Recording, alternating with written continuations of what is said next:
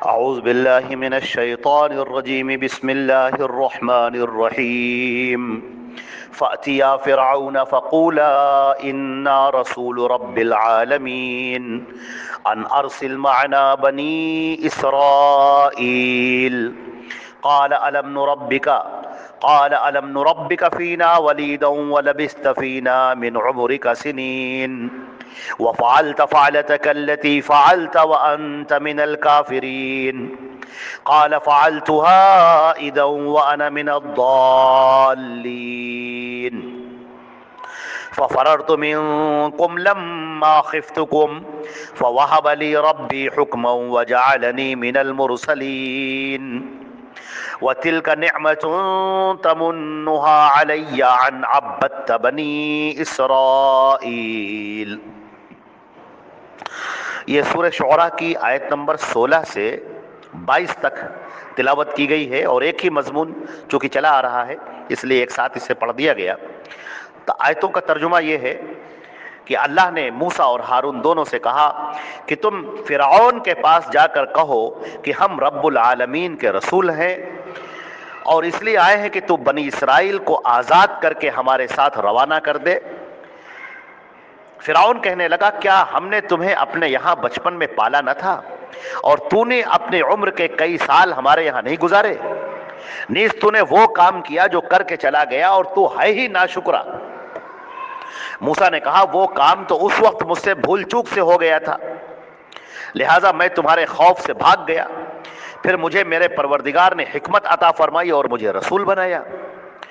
اور جو احسان تو مجھے جتلا رہا ہے اس کی وجہ تو یہی تھی کہ تو نے بنی اسرائیل کو غلام بنا رکھا تھا۔ تو یہ آیت نمبر 22 تک کا ترجمہ ہوا ہے۔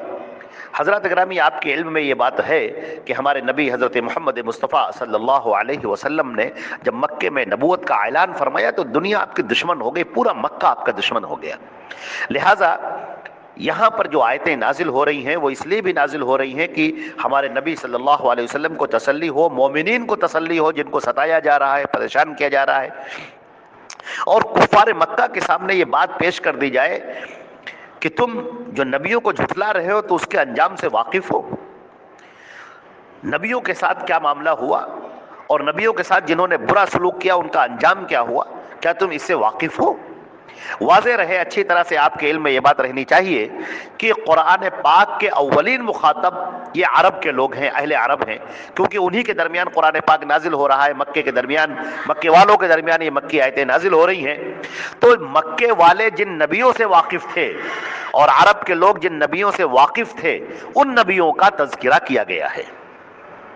ان نبیوں کا یہاں پر ذکر کیا گیا ہے، جیسے ابراہیم علیہ السلام ہے، اسماعیل علیہ السلام ہے، موسیٰ ہے، ہارون ہے، عیسیٰ علیہ السلام ہے، زکریا علیہ السلام ہے، یوسف علیہ السلام وغیرہ۔ تو ان پیغمبروں سے یہ اہل عرب واقف تھے، ان کا تذکرہ سنتے تھے، ان کا ذکر سنتے تھے،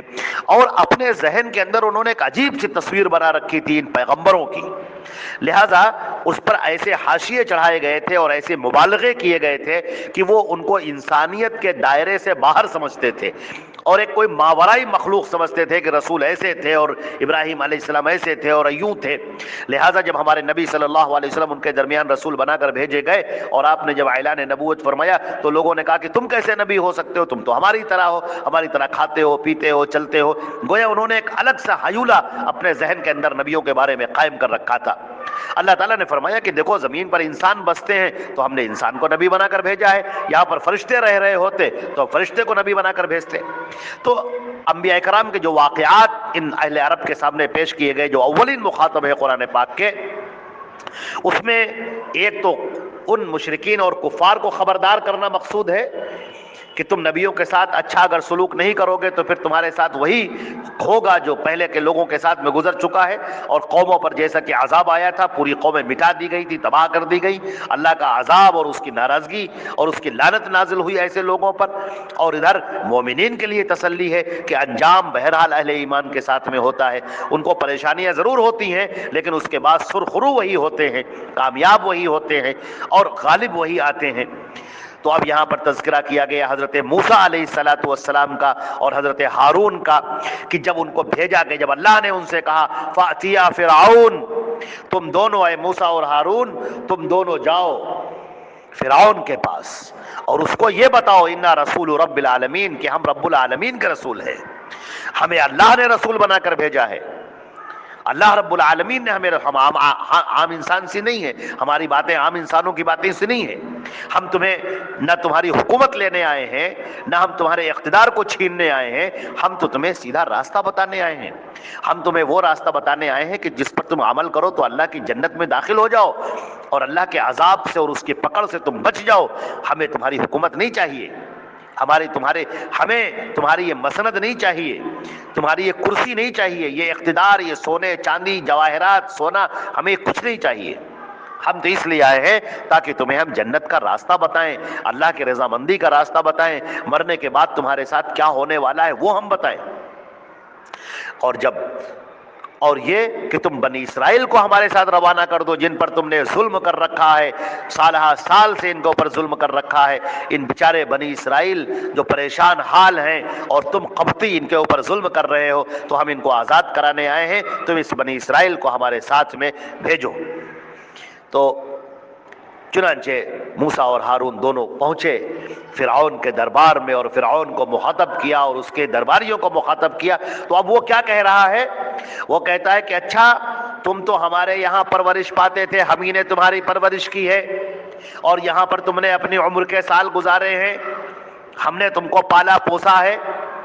اور یہ بات واضح رہے کہ وہ فرعون جس نے موسیٰ کو گود لیا تھا وہ دوسرا تھا اور یہ اس کا بیٹا تھا،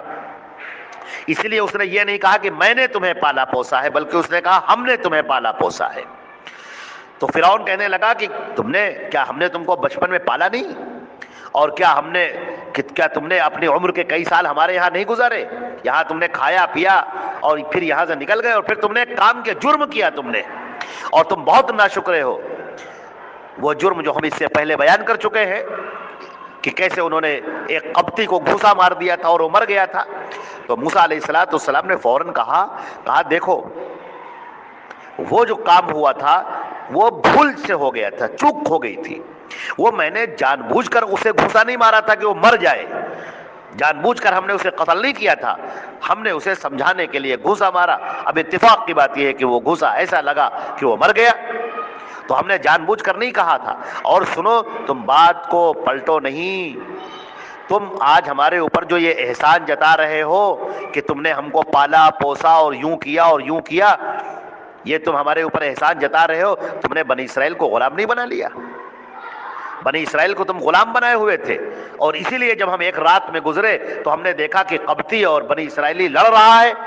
رہے ہیں دونوں، اور قبطی اس کے اوپر ظلم کر رہا ہے، تو میں نے اس کو سمجھانے کے لیے، دونوں کو جھگڑے سے الگ کرنے کے لیے میں آگے بڑھا تھا اور ایک گھوسا میں نے مارا تھا اور وہ قبطی وہیں پر مر گیا تھا۔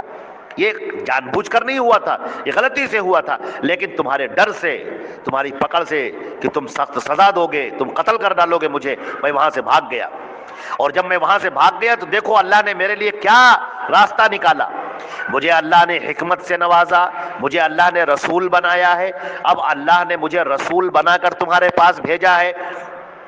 اب میں جو تم سے بات کہہ رہا ہوں وہ میری اپنی بات نہیں ہے بلکہ وہ اللہ کی بات ہے، اس کا پیغام ہے جو میں تم تک پہنچا رہا ہوں۔ اللہ نے مجھے نبی بنایا ہے، اللہ نے مجھے رسول بنایا ہے، لہٰذا اب تمہارا کام یہ ہے کہ تم اس کو جانو اور وہ احسان مت جتلاؤ میرے اوپر کہ ہم نے تم کو پالا پوسا۔ تم نے بنی اسرائیل پر ظلم بھی تو کیا ہے، تم نے بنی اسرائیل کو غلام بنا رکھا ہے، یہ تم کو دکھائی نہیں دیتا؟